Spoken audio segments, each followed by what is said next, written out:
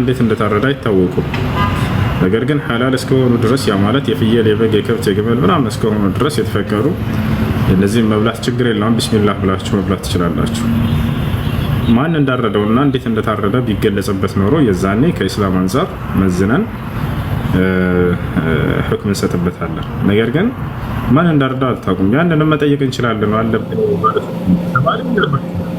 ማን ያረደው ይሄን ስጋ ትለው ነው ወይ የሆነ ሱፐርማርኬት ገብተህ እንዴት ነው የታረደው ማን ያረደው ብለህ ባለሱቁ ላ ልቆነስ ያ ሐላል የሆነ የተፈቀደ ስጋ አይነት እንደሆነ እስከታወቀ ድረስ ቢስሚላህ ብላችሁ መብላት ትችላላችሁ። ተዛከለ በያኩ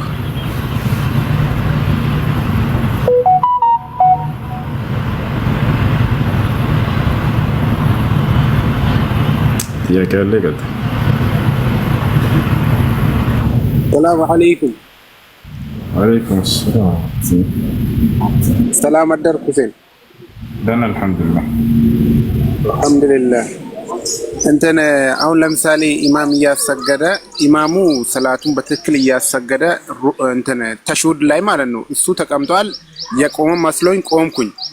ከዛ በኋላ መጨረሻ ላይ ስጁድ ሰው ሞላ አለው ወይ ወዳን የቆምክ እንዳለ ተመለስክ አይደለ ወይንስ እሱን ትተህ የራስን ሶላት ቀጠልክ?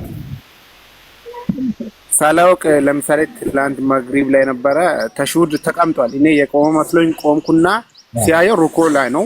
ከዛ ተመልሼ ተቀመጥኩ። ምንም የለብህም። ከዛ ከሱ እኩል አሰላም ምንም የለብህም። እሺ የሆነ ሩክ ተጨምረህ ቢሆን ኖሮ ወይ አንተ ተግባር ጨምረህ ቢሆን ኖሮ የዛኔ ነው ስጁድ ስለሚያስፈልገው። ምንም የጨመርከው የለም። የቆመ መስሎ እየቆምክ እያለ አስታውስክና ወዳው ቁጭ ምን እንደምን ዛኪ ሁሴ ሰላም ነው? ይሰማል? ይሰማል።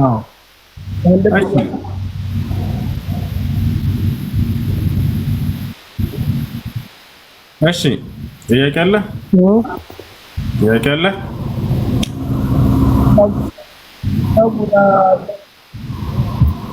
ምን አልከኝ? ድምፅህ አይሰማም። ፀጉር መቆረጥ ሐራም ነው አይደለም? አበላልጦ ኮሜንት ላይ ብለህ ነበር የጻፍከው። ያንን ደዶ ላይ ነው የጻፍኩት። እንዲህ ብለህ ነው የጻፍከው። እሺ ለማንኛውም ነሃ ረሱሉላህ ሰለላሁ ዐለይሂ ወሰለም አኒል ቀዝዕ የአላህ መልእክተኛ ነብዩ ሰለላሁ ዐለይሂ ወሰለም ከቀዝዕ ከልክለዋል። ቀዝዕ ማለት ምን ማለት ነው? ቃለ الإمام النووي وغيره من أهل العلم القزع معناه حلق الشعر بعضه وترك بعضه ፀጉርን ከፊሉን ልጭት አድርጎ ምልጥ አድርጎ ከፊሉን መተው ይሄ ቀዝዕ ነው አሉ። ሕክሙ ምንድነው? መክሩህ ነው፣ የተጠላ ነው። ስለዚህ ግማሹን የፀጉርህን ክፍል ምልጥ አድርገህ ግማሹን መተው ይህ መክሩህ ማለት ነው። አይ ቀጥሉ። ጥያቄ ያለ ሌላችሁ ነው? የትላንቷን እስኪ ግልጽ አድርግልኝ። መሬት ኮንትራት ተገዝቶ መጨረሻ ላይ አመቱ ካለቀ በኋላ ብሩ እንዴት ነው የሚሆነው? ይመለሳል ወይስ ግማሹ ነው የሚመለሰው? የማይመለስም ለባለ መሬቱ ተጠቃሚ ይሆናል እንጂ ገንዘቡን ለምሳሌ ሰውየውን ለአንድ አመት ያክል 10 ሺህ ብር ገዛችሁት፣ 100 ሺህ ብር ገዛችሁት እንበል። 100 ሺህ ብር ገዛኸው እንበል፣ ተከራየኸው፣ መከራየት ማለት ነው። መሬቱን አልገዛኸውም ማለት መሬቱን ልትጠቀምበት ነው የተከራየኸው። ስለዚህ ለ100 ሺህ ብር ከተከራየኸው ለአንድ አመት ያክል ከተስማማችሁ በዚህ ልክ የአመቱ መጨረሻ ላይ መሬቱን ትመልስለታለህ፣ ብሩን ራሱ ይጠቀማል። ነገር ግን እናንተ የጠየቀው ምን ነበር? በአብዛኛውም እየተደረገ ያለው ምንድነው? 100 ሺህ ብር ይሰጠውና ልክ ከአመት በኋላ ያ ባለመሬት ያችን 100 ሺህ ብር ይመልሳል። ይሄ ምንም አይሆንም፣ አይቻልም። ይሄ በደል ነው፣ ግፍ ነው። መሬቱንም ተጠቅሞበት ይሄ ባለቤቱ ልክ ከአመት በኋላም ያንን 100 ሺህ ብር አስመልሶ ይሄ ፍጹም አይሆንም። እሺ ያንን ገንዘብ ለባለመሬቱ ተጠቃሚ መሆን አለበት። እሺ ጀዛከላሁ ኸይረን። አላህ ይጠብቅህ። ያህፈዙከ አላህ። ወያኩም መርሐባ። ያስደርገኝ እስኪ አካውንቴ ተመቷል ባላ ማን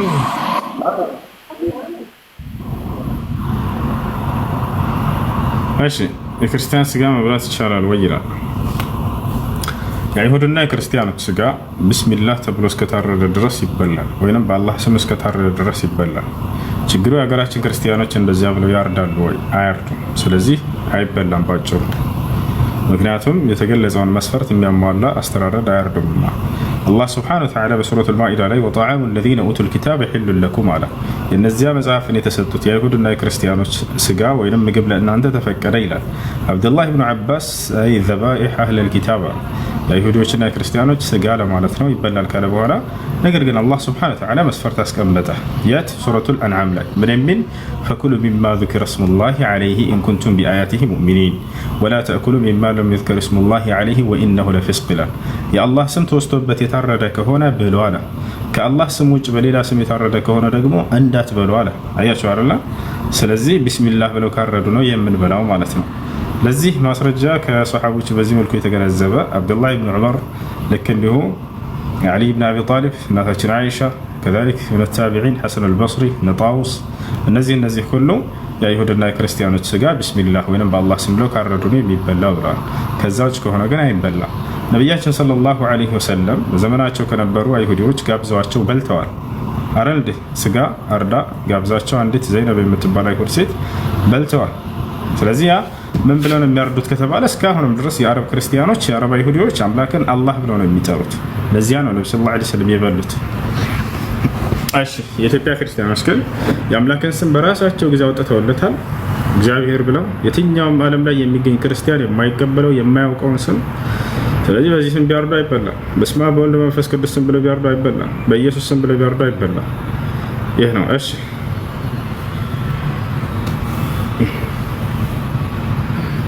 ጥያቄ ያለ ይቀጥል፣ ከሌላቸው ደግሞ እንውረድና ሰላም አለይኩም። ሰላም አለይኩም። ወአለይኩም ሰላም። ሁለት ጥያቄዎች ነበሩኝ። እሺ የመጀመሪያው ጥያቄ ነው ኢንሻአላህ በሚለው ማለት ነው። ምክንያቱም እኔ ከልጅነትም ጀምሮ ኢንሻአላህ ረሱል ሰለላሁ ዐለይሂ ወሰለም የሁዶች መተው የሆነ ነገር በጠየቋቸው ሰዓት ቀጠሮ ሰጥተዋቸው ነበር ኢንሻአላህ የሚለውን ሳያስገቡ። ከዛ ወህይ ሳይወርድላቸው ለረጅም ጊዜ ተቋርጦ ብቻ በዚህ የተነሳ ነው ያ ሱራ የወረደው የሚል ነው ጭንቅላቴ ላይ ሴቭ ሆኖ ያደገው። እና አሁን ደግሞ በቀደም ስሰማ ደጃልና ማን ነው ኢንሻአላህ ባለማለታቸው ነው በእንደዚህ ቀን ቆፍረን ከዚች ቦታ ላይ እንወጣለን ብለው እንትን ብለው ከዛ በኋላ ኢንሻአላህ አላሉም ነበር እስከዛሬ ድረስ እዚህም ጋር የቀሩት በዚህ ምክንያት ነው የሚል ሴትዮዋ እንትን ስትለኝ ይሄ ነገር ተጋጅቶብኝ ነው። የመጀመሪያው ስህተት ነው፣ ضعيف ነው ብለዋል አንዳንድ ዑለሞች። እሱን ሐዲስ ነብዩ ሰለላሁ ዐለይሂ ወሰለም ኢንሻአላህ ሳይሉ ቀርተው ምናምን የሚለው ስህተት ነው ብለዋል። ነብዩ ሰለላሁ ዐለይሂ ወሰለም ኢንሻአላህ ይላሉ ሁሌ ስለ ነገ በሚደረግ ማንኛው ነገር ነው። እዚያ ቦታ ላይ ወላ ተቁለነ ለሸይኢን ኢኒ ፋዒሉን ዛሊከ ገዳ ኢላ ኢንሻአላህ ያለው እርሱን አስመልክቶ አይደለም ብለዋል። ያ ሌላኛው ምንድነው የእጁጅና ማእጁጅ የተባለው? አዎ እነሱ ኢንሻአላህ አይሉም እስከ መጨረሻ ዘመን ድረስ። የዛኔ ኢንሻአላህ በአላህ ፍቃድ ነገን ከፍተዋለን ይላሉ። ከዚያ በኋላ ይከፈትላቸዋል ብለው ተናግረዋል። ትክክል ነው እሱ። ያው ላይ ምንድነው ስለ ነገ ለማድረግ የተነገረው አንድ ነው። እርግጠኝነት እንዲህ አደርጋለሁ ብሎ መናገር የለም። ኢንሻአላህ ማለት አለበት ነው። ወላ ተቁለነ ለሸይኢን ኢኒ ፋዒሉን ዛሊከ ገዳ ኢላ ኢንሻአላህ። ይሄን ነገር እኔ ሰሪ ነኝ ወይም እሰራለሁ አትበል። እርግጠኝነት አላህ ወሻካለ በስተቀር ተናገር ይላል ኢንሻአላህ ብሎ ሰውየው يعلق فعله بالمشيئة لله سبحانه وتعالى። እሺ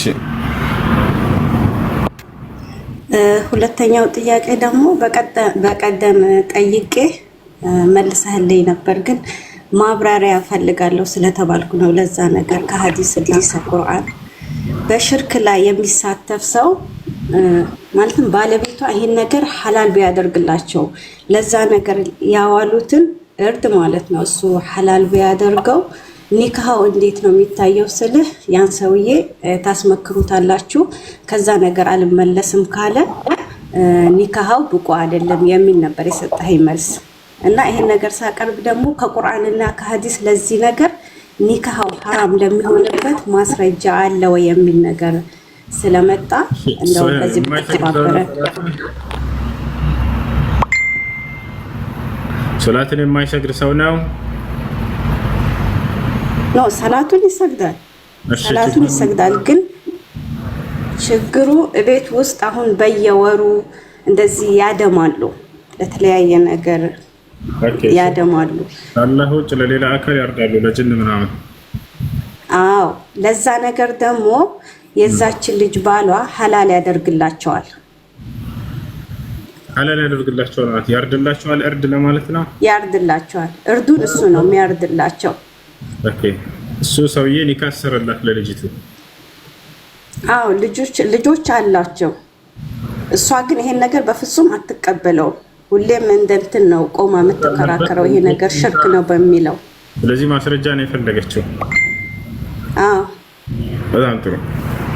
አንድ ሰው ሽርክ ካለበት ኒካህ ማሰር አይችልም። ኒካህ የሚያስረው ወልይ ሊሆን የሚችለው ሙስሊም መሆን አለበት። በአላህ ላይ የማያጋራ ሰው ሙስሊም ነኝ ብሎ ሽርክ የሚሰራ ከሆነ እሱ ሰውዬ ከዛ ከሽርክ እስኪወጣ ድረስ የኒካህ ወልይ መሆን አይችልም። ምክንያቱም ወልይ ማን እንደሚሆን አላህ ሱብሓነሁ ወተዓላ ሲናገር ጊዜ በሱረቱ ተውባ ላይ ወልሙእሚኑነ ወልሙእሚናቱ በዕዱሁም አውሊያኡ በዕድ፣ አማኞች ለአማኞች አንዳቸው ለሌላቸው ወልይ ናቸው ብሎ ተናገረ። ስለዚህ ወልይ ሊሆን የሚችለው በአላህ ላይ የማያጋራ የሆነ አማኝ ነው። በአላህ ላይ የሚያጋራ ወይንም ከአላህ ውጭ ለሌላ አካል እርድን የሚያርድ የሆነ ሰው የዚህ የቁርአን አንቀጽን አያካትተውም። ስለዚህ ከዚያ ከሽርክ እስኪወጣ ድረስ ኒካህ ማሰር አይችልም። ከአላህ ውጭ ላሉ አካሎች ማረድ ሽርክ ነው። ለአላህ ብቻ ነው እርድ፣ በእርሱ ስም ብቻ ነው የሚገባው። يقول الله سبحانه وتعالى قل إن صلاتي ونسكي ومحياي ومماتي لله رب العالمين.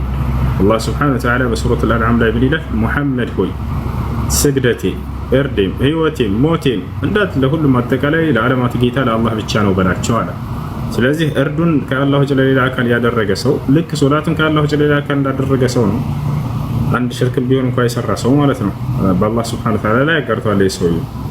ፈሰሊ ሊረቢከ ወንሐር ይላል። ለእኔ ለጌታ ስገድ፣ ለእኔ ለጌታህም ሰዋ እያለ ይናገራል። ለአላህ ብቻ እንደምንሰግደው ሁሉ እርድም የሚገባው በአላህ ሱብሓነሁ ወተዓላ ስም ብቻ ነው። ያ ነቢያችን ሰለላሁ ዐለይሂ ወሰለም አንድ ሽርክን የሰራ ሰው ያ ሰውዬ እንደማይጠቅመው ላ ኢላሃ ኢለላህ ተናግረዋል። መን ቃለ ላ ኢላሃ ኢለላህ ኻሊሰን ሚን ቀልቢ። እሺ እና ይህ ሰውዬ ወልይ መሆን አይችልም በአላህ ላይ እስካጋራ ድረስ ከዚህ ከሽርክ እስኪወጣ ድረስ። ልጠይቅ? ሰላም አለይኩም። ወአለይኩም ሰላም። ሁሱ ስለ ኒካህ ነበርና እሱ ሌላ ሀገር ነው ያለው ነበር፣ እኔ ሌላ ሀገር ነኝ። ሶ በወንድሜ ሰው እንትን አድርጌ ኒካህ ታሰራ። ከዛ የኛ እቅድ እኔ እሱ ጋር መሄድ ነበረ፣ ሳይሳካ ቀረና ከዛ ተጣላን። 3 ወር ምናምን አልተነጋገርንም። ከዛ ከ3 ወር በኋላ ደውሎ ኒካህ አውርጃለሁ አለ። ከዛ በፊት ግን ኒካህ ሲያስር ማህር ትንሽ ነበር። እኔ የተፈለገውን አህል አልነበረም እንትን ያረው። እሱ ግን በእኔ በኩል ምን አለኝ፣ የሆነ ነገር ቃል ገባልኝ፣ ይሄን ያህል አረግልሻለሁ ስትመጪ፣ ግን ለአሁኑ ኒካህ ብቻ እንዲታሰር ይሄን ያህል ተቀበይ አለኝ። ወንድሜን ፈቃደኛ ሳይሆን እኔ ብቻ እሺ ብዬ ተቀበልኩ። ምንድን ነው ያልሽው? ልጅ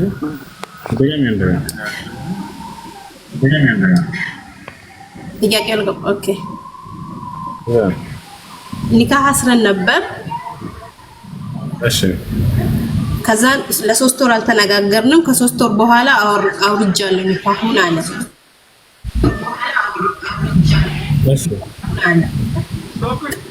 እዚህ ቃል የገባው ነገር አለ፣ ግን ያንን ቃል ሳይሞት ቃል የገባው ነገር ሙላን ቃል የገባው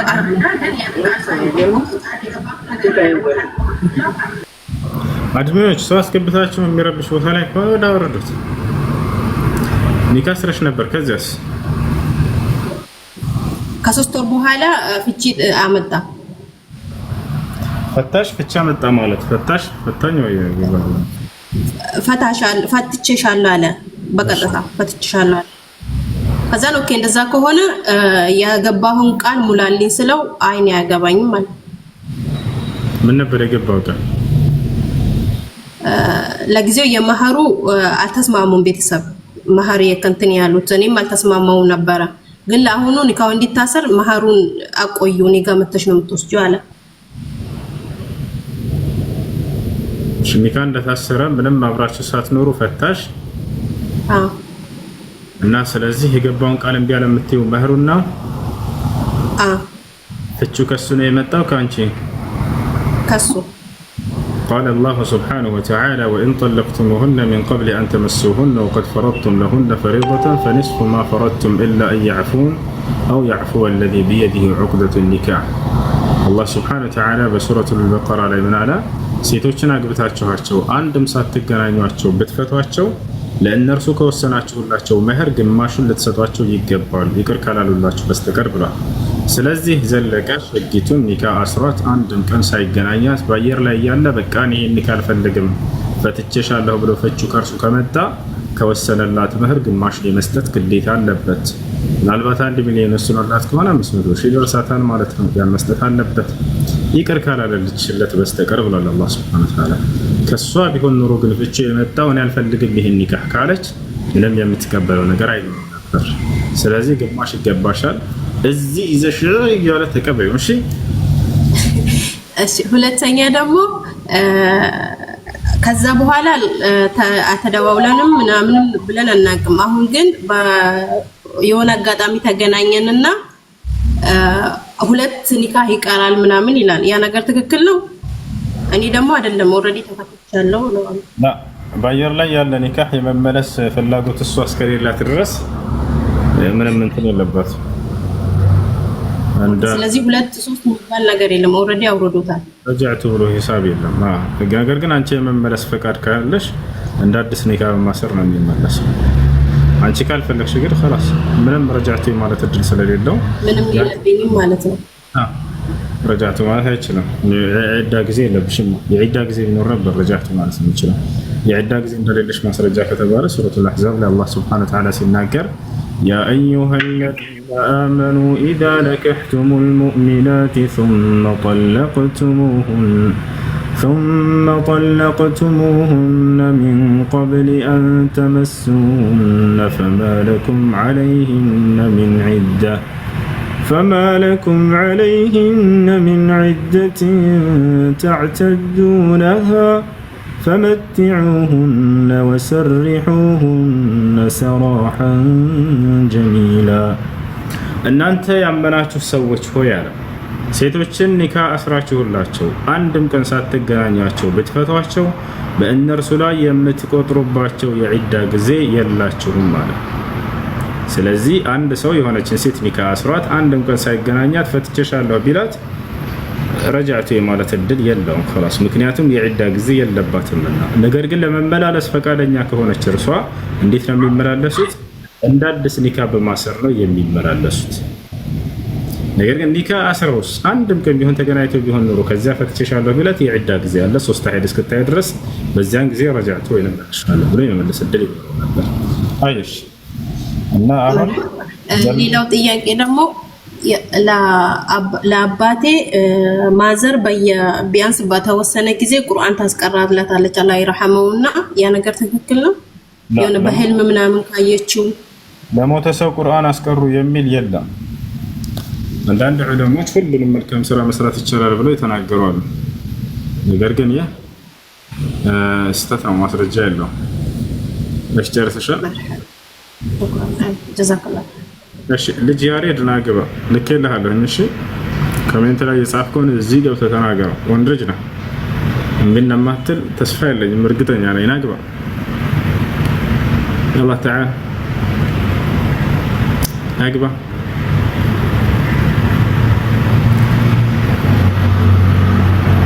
كوانش الو ولك الو اشتياك عليك انت السلام عليكم وعليكم السلام ورحمة الله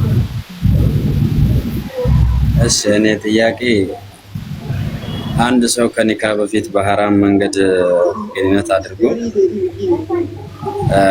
መልሶ ደግሞ በሐላል መንገድ ኒካ አስሮ ሐላል ማድረግ ይችላል እንዴ? ከዚያ ከግንኙነት በኋላ የሚቆየት የቆይታ ጊዜ አለ። ሁለተኛ ተውበት ማድረግ አለባቸው።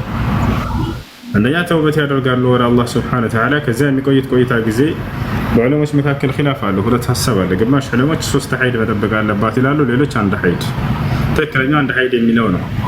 ምክንያቱም የዒዳ ጊዜን አስመልክቶ ነው 3 ሐይድ ተጠብቅ የሚል በቁርአን ላይ የተቀመጠው። ወልሙጠለቃቱ የተረበስነ ቢአንፉሲሂነ 3 ቁሩእ ያለው አንድ ሴት አግብታ ተፈታ ከዚያ ሌላ 3 ሐይድ እስክታይ ድረስ ተጠብቅ የተባለው ባለትዳር ሆና የተፈታችን ሴት አስመልክቶ የተቀመጠው የዒዳ ጊዜ ነው። ትዳር የሌላት ሴት ግን የዒዳ ጊዜ ያለባት ወይ? ላ በቁርአን በሐዲስም እንደዛ የሚል የለባትም።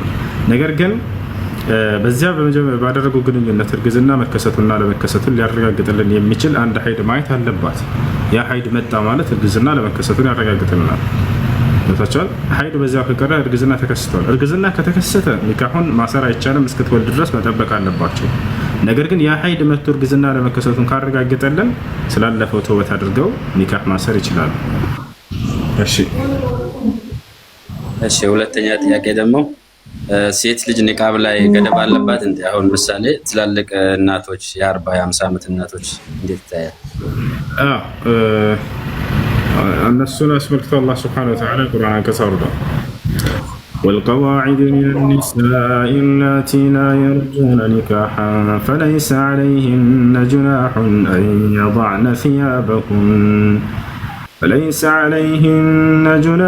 أن يضعن ثيابهن غير متبرجات بزينة وأن يستعففن خير لهن والله سميع عليم. والقواعد من النساء التي لا يرجون نكاحا نزاق بتشان يما يكجلو يهونو የሴት አይነቶችን በእነርሱ ላይ የሚመለከታቸው ህግ ይላል። ጋብቻን የማይከጅሉ ወይንም ግንኙነት የሚባል ነገር ከወንድ ጋር የማያስቡ ይሆኑ ማለት እድሜያቸው በጣም የገፋ አሮጊቶች ሴቶች ማለት ነው። فليس عليهن جناح أن يضعن ثيابهن እነርሱ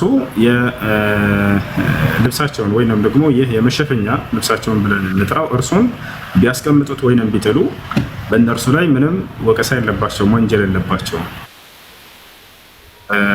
غير متبرجات يعني የተገላለጡ ሳይሆኑ እያለ ይናገር አላህ ሱብሓነሁ ወተዓላ ያንን የፊቷ ላይ የሚኖረውን ማለት ነው። وأن يستعففن خير لهن ለቀጥሎ ቢጠበቁ ግን ለእነርሱ መልካም ነው አለ። ምንም ቢቆጠቡ መልካም ነው ብሎ ተናግሮ አላህ ሱብሓነሁ ወተዓላ። ለዚህም ነው በነቢያችን ሰለላሁ ዐለይሂ ወሰለም ዘመን ከነበሩ ትላልቅ አሮጊቶች ሴቶች መካከል አንዷን አንድ ሰሃባ መጣና ጠየቃት፣ እናታችን ሆይ በእርሱ ላይ እኮ እንደዚህ እድሜያችሁ ከገፋ መገለጥ ትችላላችሁ ምናምን ብሎ ተነግሮላችኋል። ወአን የስተዕፊፍነ ኸይሩን ለሁነ ብሏል እኮ ልጄ ቀጥሎ አለችው። እና ስለዚህ መገለጥ አልፈልግም ብላ ተናገረች። ቢቆጠቡም ለእነርሱ መልካም ነው ብሏል ያን ከተናገረ በኋላ። ስለዚህ እኔ እስቲዕፋፍ እፈልጋለሁኝና ልገለጠው አልችልም ብላ ተናግራለች ይባላል። እና ሐቅ አላቸው እድሜያቸው የገፋ ከሆነ ነገር ግን በዛው ቢቀጥሉበት እስከ ህይወታቸው ፍጻሜ ድረስ መልካም ነው። እሺ السلام عليكم. وعليكم السلام ورحمة الله وبركاته.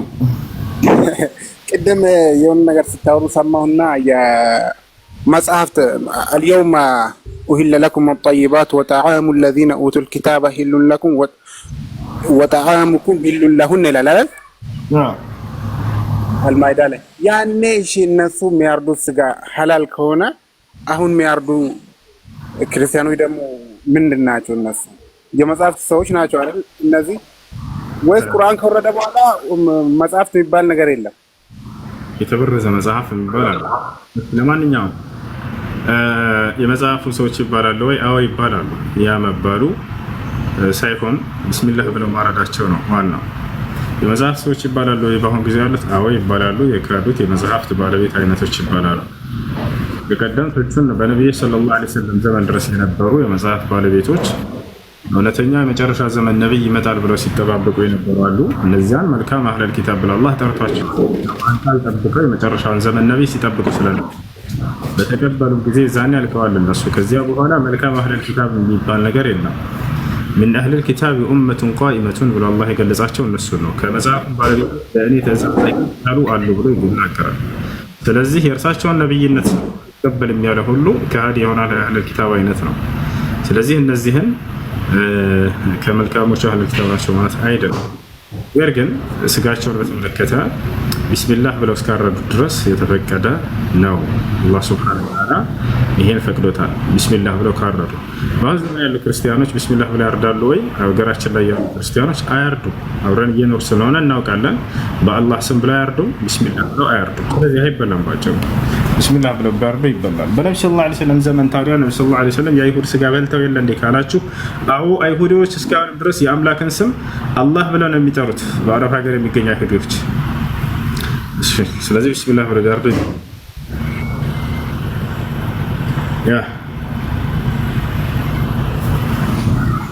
ግልጽ ነው። ተመልሶልኛል። አላህ ይጠብቅህ። ጠይቁ ከሌላችሁ ስራ እየሰራ ያላችሁ ጥያቄ የዩቲዩብና የቲክቶክ ብር ሐራም ነው አይደለም? መልካም ነገር አስተላልፋችሁ ከሆነ የምታገኙት ሐራም አይደለም።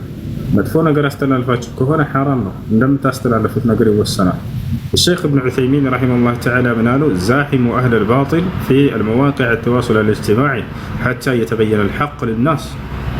የሐሰት ባለቤቶችን በሶሻል ሚዲያ እናንተ ተጋፏቸው የእውነቱ መንገድ ለሰዎች እስኪገለጽ ድረስ ሐሰቱ መንገድ እስኪገለጽ ሰዎች እውነት እንዲከተሉ ከሐሰት እንዲርቁ መስራት አለባቸው ብለው ተናግረዋል። ሶሻል ሚዲያዎችን ለባጢል ባለቤቶች ትቶ ሙስሊም መውጣት የለበትም። በዚያው ላይ እውነትን ይገልጻል፣ ሐሰትን ይገልጻል። ለሰዎች እውነቱን እንዲከተሉ ሐሰቱን እንዲጠነቀቁ ያስተምራል።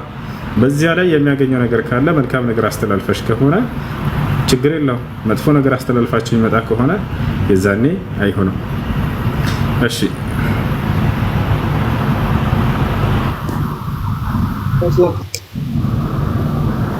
እሺ ለራኛ ጥያቄ ማለኝ ነው። እሺ ከዚህ ብር ላይ እኮ ሰደቃ ማውጣት እንችላለን። አሁን እኮ እየሰራኝ ያለው ሲጋራ ምናምን እየሰራኝ እሺ ከዚህ ብር ሰደቃ ማውጣት እንችላለን። አላህ ሱብሓነሁ ወተዓላ ተውበት አድርግ። ሰደቃ ማውጣት አይቻልም። ወደ አላህ ተውበት አድርግና ከዚህ ስራ ለመልቀቅና ለመቀየር ሞክር። እሺ ከዚያ በኋላ ተውበት ካደረገ የሐራም ገንዘብ ምን እናድርገው ተብለው ዑለሞች ተጠይቀው እንዳትጠቀሙት ለተቸገረ ሰው ካለ የማያገኝ ሰው ካለ ለዚያ አሳልፋችሁ ስጡት እንጂ ብለው ተናግረዋል።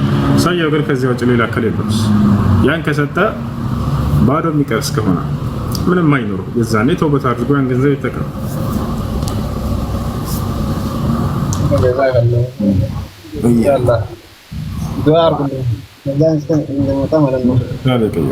ነቢያችን ሰለላሁ ዐለይሂ ወሰለም መን ተረከ ሊላሂ ሸይአን ዐወደሁ ላሁ ኸይረን ሚንሁ ብለዋል። ለአላህ ብሎ አንድ ነገር የተወሰው አላህ ከዛ የተሻለን መልካም ነገር ይቀይርለታል ብለዋል። እና ሌላ ለመቀየር ሞክር፣ አላህ ይገዛል። ሴት ልጅ ሐጅ ማድረግ ትችላለች ወይ ብቻዋን? አልጨረስኩም አውርደውነት ጥያቄ አለ። መካ ከሆነ ያለችው እና ከመካ እስካለችበት ቦታ ድረስ 80 ኪሎ ሜትር ርቀት ላይ ያለ ቦታ ላይ ከሆነ ችግር የለውም። ሴቶች ብቻቸውን ሰብሰብ ብለው ሄደው ማድረግ ይችላሉ። ነገር ግን ከ80 ኪሎ ሜትር በላይ ርቀት ያለው ቦታ ላይ ከሆነ ግን ያለ መህረም ያለ ዘመድ አይቻልም። ለቀውል ነብይ ሰለላሁ ዐለይሂ ወሰለም ላ ቱሳፊሩ አልመርአቱ ቱእሚኑ ቢላሂ ወልየውም አልአኺር መሲረተ የውም መዐ ለይለቲሂ ኢላ መዐ ዚ መህረም። በአላህና በመጨረሻ ቀን የምታመን ሙስሊም የሆነች ሴት 80 ኪሎ ሜትርና ከዚያ በላይ ወይም አንድ ቀንና ከሌሊቱ ከዚያ በላይ ርቀት ያለውን መንገድ ያለ ዘመድ ብቻዋን ልትጓዝ አትችልም በፍጹም ብለዋል። ስለዚህ ከ80 ኪሎ ሜትር በላይ ከሆነ መህረም ያስፈልግሻል። የቤተሰብ ክፍል ሊያገባሽ የማይችል ለምሳሌ አባትሽ፣ አያትሽ፣ ወንድምሽ፣ አጎትሽ። ልክ እንዲሁ ደግሞ ባልሽ ካለ ጥሩ አብራችሁ ትሄዳላችሁ፣ ሐጅ ታደርጋላችሁ። አሜን ነው። እሺ ጥያቄ ያላችሁ የገባችሁ? ሰላም አለይኩም ወራህመቱላሂ ወበረካቱ። ሰላም ወራህመቱላሂ ወበረካቱ። ኢንሻአላህ ይሰማል አይደል? ጥሩ እሱ እንዴት ነህ? እኔ ትንሽ ስለ እንትን ነው መናገር የፈለኩት ወይም ጥያቄ ስለዚህ ሩቅያ ምናምን ቁርአን የሚቀራ ነገር አንድ ምን አለ መሰለህ፣ በብዛት አሁን የምናየው ነገር አጅነቢ ወንድ ከሴት ጋር ቁርአን ይቀራል። የተጨባጭ ነገር ባናይም ብዙ ነገር እንሰማለን ማለት ነው። ሌላው ደግሞ እዛ ሩቅያ ቁርአን ሊያቀራልህ ወይ እየቀራልህ ኮሎ ሐሲድ እንትናን ያረገልህ ብሎ ከሰው ጋር የሚያጣሉ ይሄም አሉ። ይሄ በሸሪዓችን እንዴት ነው ይታያል? ይሄን ልትመልስ። እሺ በዚህ ጊዜ እየተከሰቱ ያሉ በጣም ታላላቅ ፊትናዎች መካከል በቤተሰብ መካከል፣ በጓደኞች መካከል፣ በጎረቤቶች መካከል አንድ ሰው ቁርአን ይቀራና የታመመ ሰው ላይ ከዚያ በኋላ የሚቀራው ሰው ውስጥ ያለው ጅን የሚናገረው ንግግር አምኖ ትክክል ነው ብሎ ተቀብሎ ሰዎች መካከል የሚፈጥሩ ሰዎች ችግርን የሚፈጥሩ ሰዎች አንደኛ የጅን ሊታመን አይገባም لأنه فاسق والفاسق لا تقبل خبره إلا بعد بينة أو تبين بقوله سبحانه وتعالى يا أيها الذين آمنوا إن جاءكم فاسق بنبأ فتبينوا ስለዚህ ፋሲክ የሆነ ሰው ከአላህ ሱብሓነሁ ወተዓላ ያመፀ አካል የሆነን ወሬ ይዞላቸው ቢመጣ ሳታረጋግጡ መቀበል ተገቢ አይደለም። ይሄ ጅን ፋሲክ ነው። እንዴት አምኖ ተቀበለው? ይሄ ሰውዬ ጭራሽ ያንን ይቀራና ጅኑ የሚናገረውን ነገር ለቤተሰብ ሂዶ አከሌ ነው ያስደረገባት ይላል። የጅኑን ንግግር መሰረት አድርጎ ማለት ነው። ይሄ ተገቢ አይደለም። ቁርአን የምትቀሩ ሰዎች፣ የታመሙ ሰዎች ላይ እባካችሁ ስትቀሩ ጊዜ የቤተሰብ አንድ ክፍል ቤት ውስጥ እንዳይኖር እነሱን አስወጡና መቅራት የሚችሉ ሰዎች ካሉ ሌሎች ይግቡ። ምናልባት ከቤተሰቦቻቸው እንደው በዲን ላይ አወቅ ያደረገ ሰው ካለ እሱን አስረዱትና ምናልባት ጅኑ የሚናገረው ንግግር እንዳትቀበል እንዳትይዝ ያ ነገር ትክክል ላይሆን ይችላል ብላችሁ አሳውቃችሁት ከሸሪዓ አንፃር ያለውን አቋም እዛ ቁጭ ብሎ ያንን ሊከታተልና ሊያዳምጥ ይችላል። ከዛ ውጭ ግን ጅኑ ላይ የቀራችሁትን ነገር ጅኑ የተናገረውን አምኖ መቀበል ተገቢ አይደለም። እሺ ሻሃዳ መያዝ ይፈልጋል ለምትሉ ልጆች አድሚኖች አስገቡት።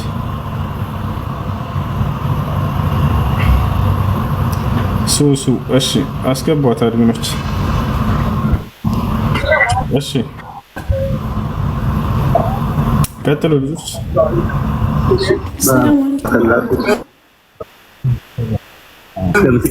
እስከምትገባ ሁለተኛ ጥያቄ ልጠይቅ።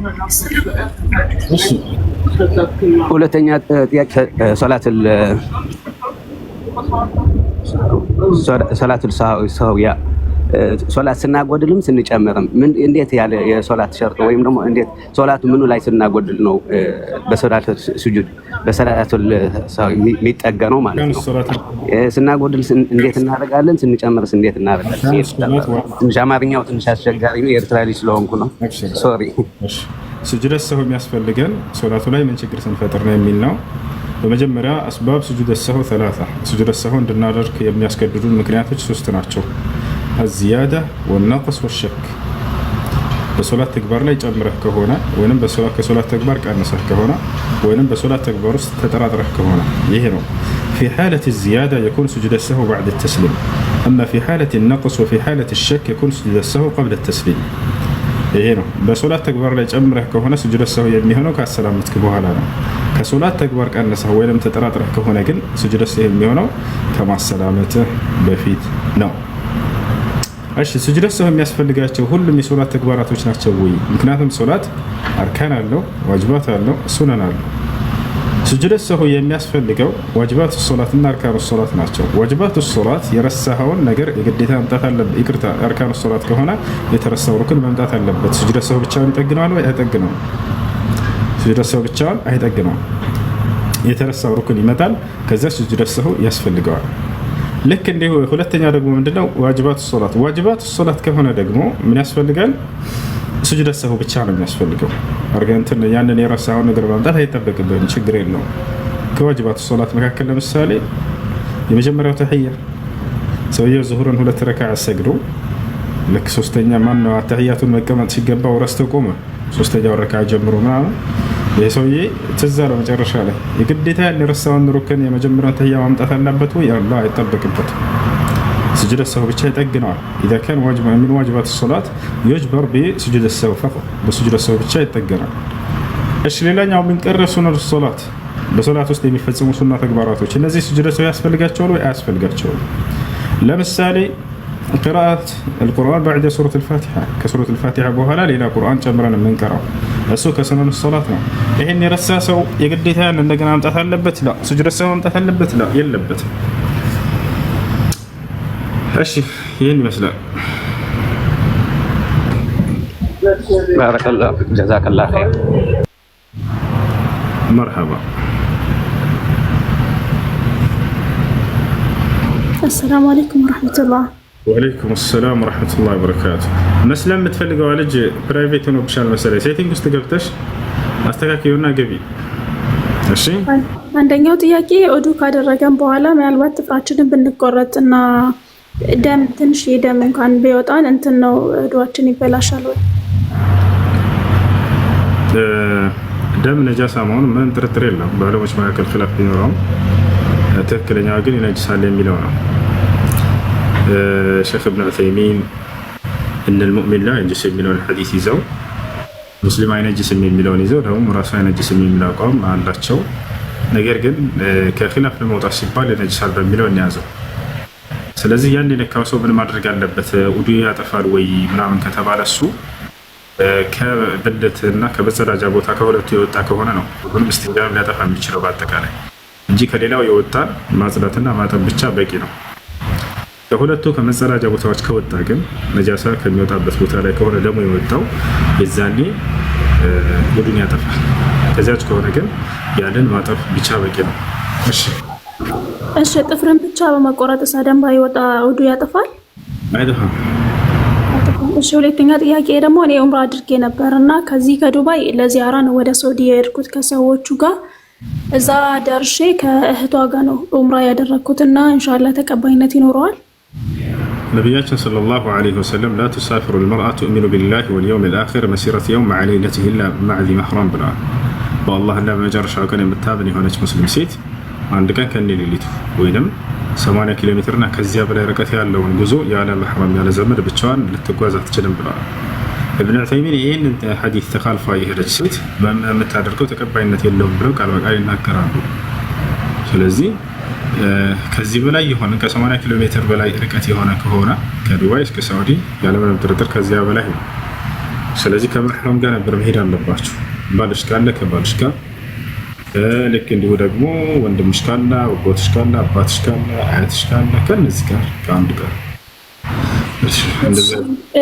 ሶስተኛ ጥያቄ ጀዛከላ። ሶስተኛ ጥያቄ ዘካተል ማልን ለአንድ ሰው ነው መስጠት የሚቻለው ወይስ ማከፋፈሉ የተሻለ ነው?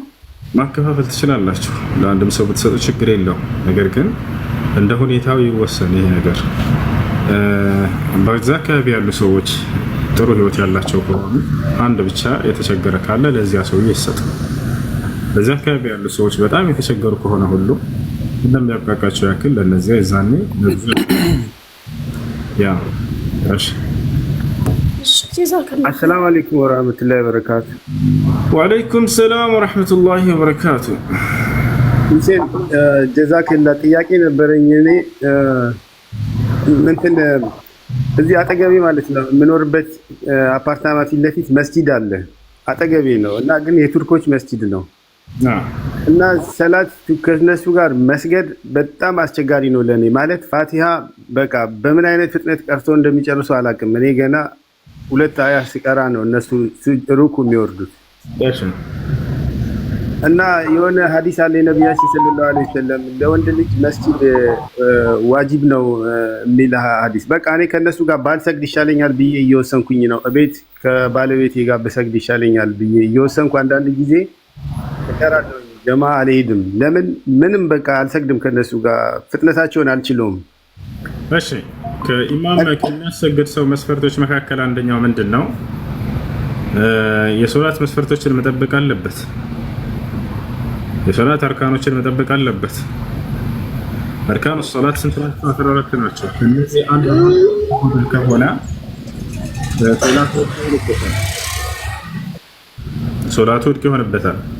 ከአርካኑ ሶላት መካከል አንደኛው ምንድን ነው? አጥማኒና ፊ አዳኢ ጀሚዕ አርካን የሶላትን ሁሉም ማዕዘናቶችን በሚሰራ ጊዜ አንድ ሰው ረጋ ብሎ መስራት አለበት። ጡማኒና ከሌለው ሶላቱ ውድቅ ይሆንበታል። መረጋጋት ከሌለው ሶላቱ ውድቅ ይሆናል። በነቢያችን ሰለላሁ ዐለይሂ ወሰለም ጊዜ አንድ ሰው መጣና ሶላት አልፎት ነበር። እርሳቸው ባሉበት መስጂድ ውስጥ ይሰግዳል። ነቢያችን ሰለላሁ ዐለይሂ ወሰለም እያዩት ነበር። ይሄን ሰው በጣም ፈጥኖ ሰግዶ መጣ። ሰላም አለይከ ያ ረሱላህ አላቸው። ወአለይኩም ሰላም ሶሊ ፈኢነከ ለም ትሶሊ አሉት። አለይኩም ሰላም ካሉት በኋላ እንደገና ተመልሰህ ስገድ አልሰገድክምና አሉት። ከዚያ በኋላ አሁንም ተመለሰና አሁንም ሰግዶ መጣ። ሰላሙ አለይከ ያ ረሱላህ አላቸው። ወአለይኩም ሰላም ሶሊ ፈኢነከ ለም ትሶሊ አሉት። አልሰገድክም እንደገና ተመለሰህ ስገድ አሉት። አሁንም ሶስተኛ መጣ።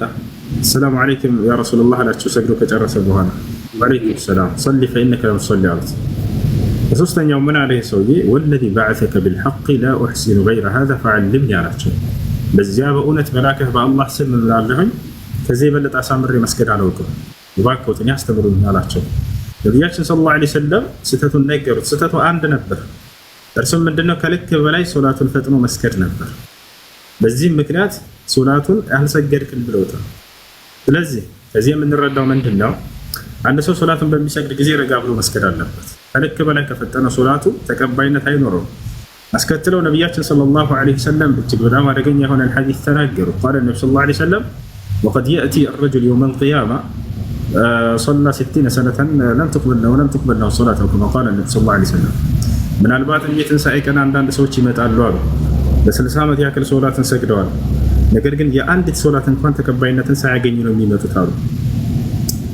አስቡት፣ 60 ዓመት ሰግዷል፣ ነገር ግን አንድም ቀን ሶላት ተቀባይነት አላገኘም። ምክንያቱም ምን እንደሆነ ቀጥለው ሲናገሩ ምን አሉ? ወለዐለሁ የቲሙ ሩኩዐሃ ወላ የቲሙ ሱጁደሃ ወለዐለሁ የቲሙ ሱጁደሃ ወላ የቲሙ ሩኩዐሃ። ምናልባትም ይሄ ሰው ሩኩዑን አሟልቶ ፈጽሞ ስጁዱን አሟላ አፍጥኖ አልፎት ሊሆን ይችላል። ምናልባትም ደግሞ ወይ ስጁዱን አሟልቶ ሩኩዑን አፍጥኖ አልፎት ሊሆን ይችላል። ስለዚህ ረጋ አለ ማለት ሶላትን በምትሰግድ ጊዜ ሶላትን ያበላሽ እንደሚችል ከዚህ እንረዳለን ማለት ነው። ስለዚህ ያ ኢማም ይሄን መስፈርት የሚያሟላ ከሆነ ምን ማድረግ ነው ያለብን? እዛ ከቦታ ላይ ያንን መቀየር ከተቻለ ኢማሙን መቀየር የሚቻል ከሆነ መልካም ቦታቸው አለ አይደል? እናንተ ግን የመቀየር ስልጣኑ ከሌላችሁ አሁን መቀየር ያን ኢማም ተከትላችሁ አትስገዱ። እሺ በዚህ ጊዜ ከሆነ ያኛው ሐዲስ ይዘኛል ወይ ብለህ ከሆነ አይዘም። ነቢያችን ሰለላሁ ዐለይሂ ወሰለም የተናገሩት የፈራው ሐዲስ ምንድነው? من سمع النداء فلم يأتي إلى المسجد فلا صلاة له إلا من عذر والعذر هما المرض والخوف የሚለው የአዛን ድምጽ ሰምቶ ወደ መስጂድ በመሄድ ሶላት الجماعة ያልሰገደ ሰው ቤቱ ቢሰግድ ሶላት የለውም ያለው አይዝህም ማለት ነው። ምክንያቱም መስጂድ ሄዶ እንዳትሰግድ አሳማኝ የሆነ ምክንያት አግኝተሃል። የአርካን ሶላትን ተግባራቶች ሊያሟላ የማይችል ኢማም ስለሆነ ማለት ነው። እሺ ሱሱ ጀዛኩሙላሁ ኸይረን ጀዛውስ ይያኩ ሱሱ السلام عليكم ورحمة الله وبركاته. وعليكم السلام ورحمة الله وبركاته. الحمد لله. سلامنا تشوفي. بقنا الحمد لله. الحمد لله. ጓደኛ ነበረች እዚህ ስሬና ሙስሊም ነበረች። እሺ ማይሳሳት የደም ተሳስታ ክርስቲያን ልጅ ነበረና እሱ ጋር በፍቅር ግንኙነት አድርጋ ያው ልጅም ወልዳለች። አሁን ወደ እስልምናው እንድትመለስ ፈልገን ነበረ። ምንድነው መስፈርቷ? ምንድነው የምታደርገው? ከምክር ጋር ሁሴን ሰላም፣ እንዴት ነሽ?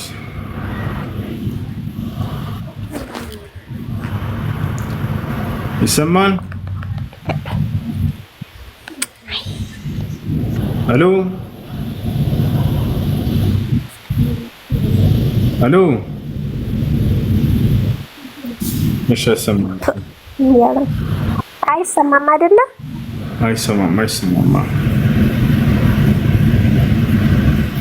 እሺ እንቀጥል። ሳሚ ሰላም ነው? እሺ ናም ርስና እናወራለን ኢንሻአላህ። እንዴት ነህ? ሰላም አለይኩም። እሺ አለሽ ልትሽ ናቸው። ሄሎ ሱሱ ይሰማል? አለች ስሬ ናት አለች። እሺ ድምጿን ከፍ አድርገውና መሰለኝ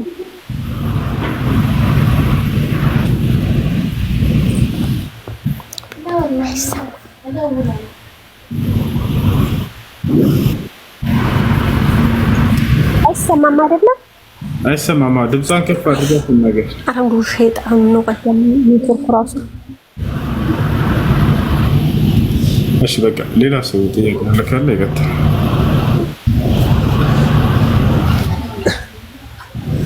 ሰላም ነው። እሺ ሰላም ነው። እንዴት ነህ?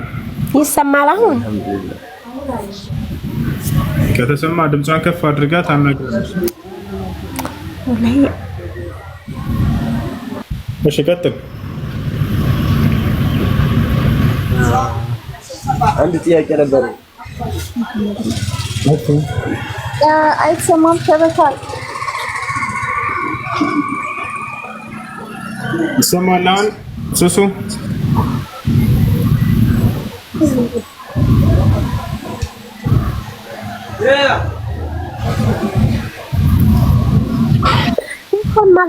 እናንተ ጋር ነው የማይሰማው እኮ መሰለኝ። እኔ ጋር ይሰማኛል። ልጅቷ አለች፣ እሷ ታናግረ። ልክ እንዳንቺ ድምፅ አይሰማም። እሷ ካጠገብሽ ከሆነች ያለች የት ነች?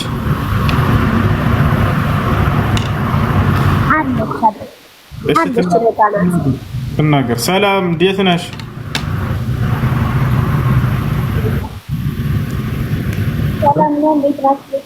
አለን ደህና ነሽ?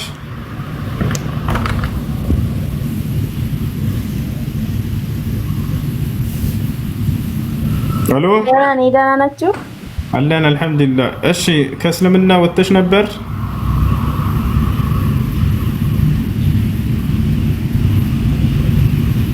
አቤት ይሰማኛል። ከእስልምና ወጥተሽ ነበር ልጅ ጋር በነበርሽበት ጊዜ? አዎ ወጥቼ ነበር በሰዓቱ ተሳስቻለሁ። አይ የምለውን ቃል አብረሽኝ ከተልሽ በይ።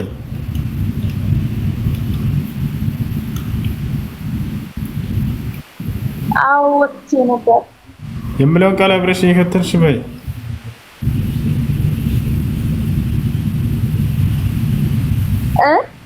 የምለውን ቃል አብረሽኝ የተከተልሽ በይ።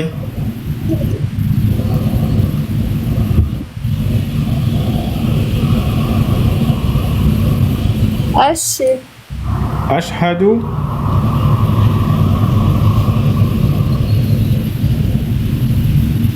እሺ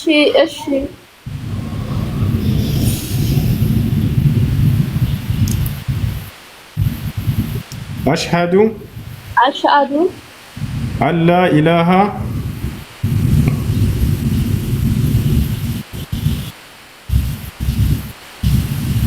ሙስሊም ሆና ለምን ሙስሊም አሽሀዱ ሙስሊም አይደለሁም እያለች ነው። አላ ኢላሃ ኢላላህ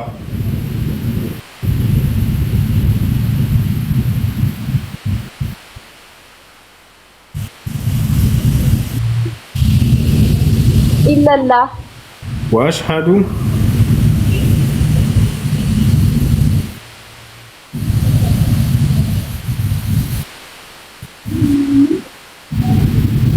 وأشهد أن محمدا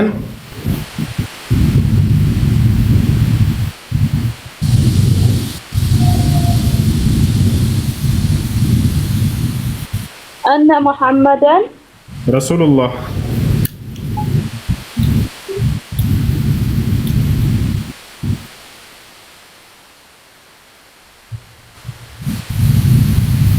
رسول الله. ሻወር ሰጂ ሱራትሽን ጀምሪ። እስላማዊ ትምህርቶችን የምትከታተይበትን መንገድ አመቻች። በአካባቢሽ መስጂድ ካለ ከሌለ ሶሻል ሚዲያ ላይ የሚሰጡ ዲናዊ ትምህርቶችን ተከታተይ። እሺ ከጓደኞችሽ ጋር መልካም ጓደኞችን ያዥ። የመጀመሪያው እናንተ ሴቶች ታሪክ ሴቶች ከዚያ በኋላ ካፊር ጋር ይቀላቀላሉ። ከዚያ በኋላ ጓደኛ ይይዛሉ።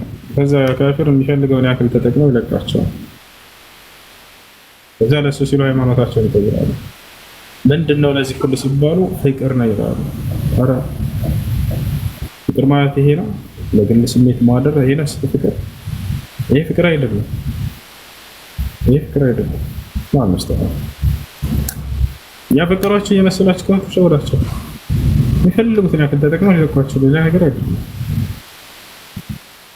ጭራሽ እውነት መስሏቸው እውነታቸውን ይቀይራሉ። ማንኛውም ጥያቄ ያለ ገጠርሽ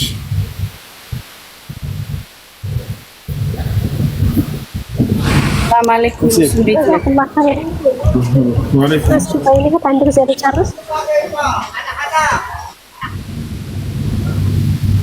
ሄሎ እኔ የምለው ወይ ይኸው ልጅ አለቻት አንዲት ህፃን ልጅ ማለት ነው። 4 ዓመቷ ነው 5 ዓመቷ አባቷ ጋር በምትሆን ሰዓት አሁን ያው ወደ አባቷ ሃይማኖት ነው የዞረችው። አሁን ከእናቷ ጋር ነው ያለችው። ማለት ግዴታ እስልምና መቀበል አለባት ወይስ ያጠለቀችውን ክር ነው እንትን ማለት ያለባት? ምን ታውልቀው? ስንት ዓመቷ ነው? ገና ህፃን ነች አይደለ? ምንም በልጅነቷ ባለችው እድሜ አላህ ሱብሓነሁ ወተዓላ የሚተሳሰባት አይደለም። ከዚህ በኋላ ባለው ከእርሷ ጋር ቁርአን እንድትገባ ምናምን ታደርጋለች። እሺ ኢንሻአላህ ጀዛኩላህ ኸይር። እናመሰግናለን።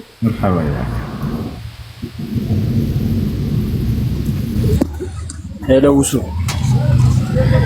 ሰላም። አንድ ልጅ ማለት ነው አንድ ወይም የክርስቲያን ወይም የሺዓ ልጅ የካሪ ሊሆን ይችላል እና ህፃኑ ከስንት ዓመት በኋላ ነው ሙስሊም አይደለም ተብሎ የሚፈረድ? ልጆቹ እናት አባት ካዲ ናቸው፣ ግን እሱ ህፃን ነው ምንም አያውቅም። እስከ ስንት ዓመት ነው ሙስሊሙ ነው የሚቀጥለው? እሺ ምን ታድርጉ? አይሰማም? ምን ታድርገው? እሺ ደርሳል። ሌላ ጥያቄ አለ? ሁለተኛ ደግሞ በኸሊፋዎች በአራቱ ኸሊፋ ጊዜ ያለ ነገር ቢዳ ይባላል። እነሱ ያመጡት ነገር እሺ የሚረብሽ ድምፅ ስላለ ታቸርዳለን። እሺ የመጀመሪያው አንድ ህፃን ልጅ ከሌላ እምነት ተከታይ የተወለደ ህፃን ልጅ የእርሱ እምነት ምን ተብሎ ነው የሚገለጸው? እስከ መቼ ድረስ? አንድ ከሌላ እምነት ተከታይ የተወለደ ልጅ በወላጆቹ ይጠጋል ወይ? ላ አይጠጋም። ካፊር ነው ማለት አንችልም። በዚያ ሁኔታ ላይ ቢሞትም ራሱ ካፊር ነው አይባልም።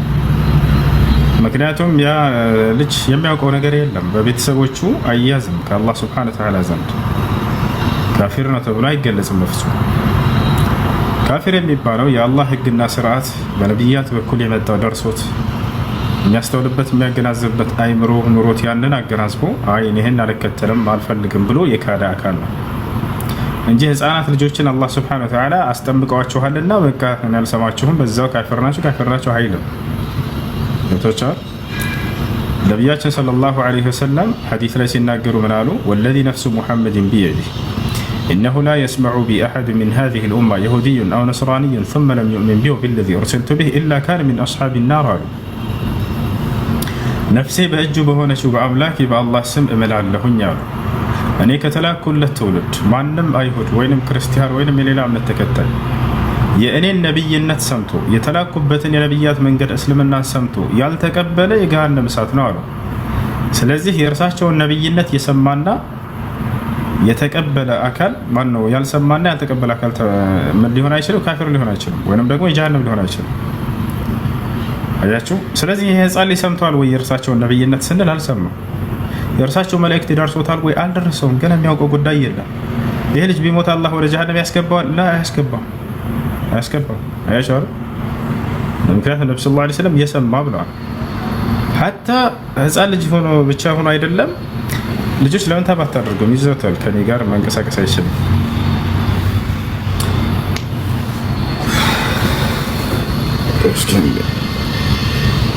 ያ ብቻ ሳይሆን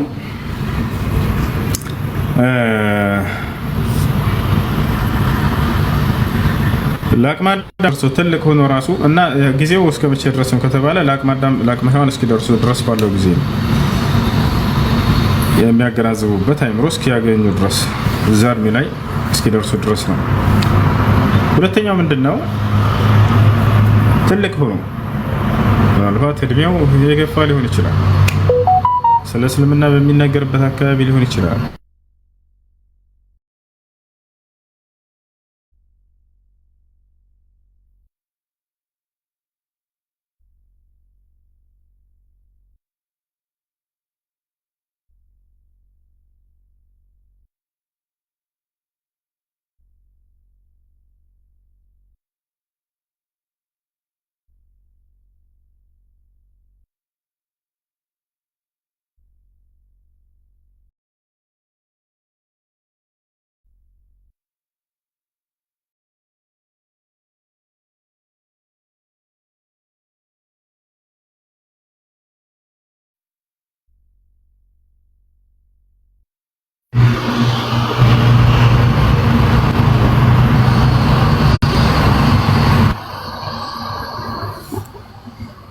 እሺ ይሰማቸዋል። ለአቅመ አዳም ደርሰው ለአቅመ ሔዋን ደርሰው ትላልቅ ሆነው ራሱ ነገር ግን የአእምሮ ህመምተኛ ከሆኑ የነብዩ ሰለላሁ ዐለይሂ ወሰለም ትምህርት እስካልደረሳቸው ድረስ እነዚህ ሰዎችንም እንዲሁ የጀሃነም ናቸው ከሃዲዎች ናቸው ማለት አይቻልም።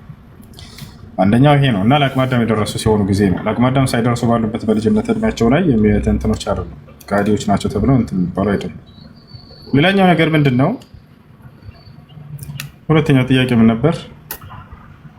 ማንም ያስታውስ? የሰማ ሰው አለ? አራቱ ኸሊፋዎች ኦኬ፣ በአራቱ ኸሊፋዎች ዘመን የተሰራ ቢድዓ ነው ማለት እንችላለን ወይ ይላል። በአራቱ ኸሊፋዎች እነሱ አራቱ ኸሊፋዎች የሰሩት ቢድዓ ነው ማለት አንችልም። لأن لهم سنة متبعة بشهادة النبي صلى الله عليه وسلم. قال النبي صلى الله عليه وسلم: عليكم بسنتي وسنة الخلفاء الراشدين المهديين من بعدي تمسكوا بها وعضوا عليها بالنواجذ. የአራቱ ኸሊፋዎችን ስራ ቢድዓ ነው ብሎ መግለጽ ተገቢ አይደለም። ቢድዓ ነው መግለጽ ተገቢ አይደለም። ምክንያቱም ለእነርሱ ሱና እንዳላቸው ነቢያችን ሰለላሁ ዐለይሂ ወሰለም ራሳቸው ናቸው የመሰከሩላቸው። የእነርሱን ተግባር ቢድዓ ነው ብሎ መግለጽ ተገቢ አይደለም። ابتدع عثمان اللذان الأول في يوم الجمعة بلو الذي افترى على عثمان رضي الله عنه وهو الحجوري هداه الله. إيه ستتنا عثمان رضي الله عنه يسرع سرع بدعة بلو مجلس تجبي أيدلم سنانو يا نبياتنا صلى الله عليه وسلم مسكر الله لهم سنة متبعة سويش لي كتلوت የሚገባ የሆነ ሱና እንዳላቸው ተገልጾላቸዋል። ምስክር ተሰጥቷቸዋል ከነብዩ ሰለላሁ ዐለይሂ ወሰለም ዘንድ።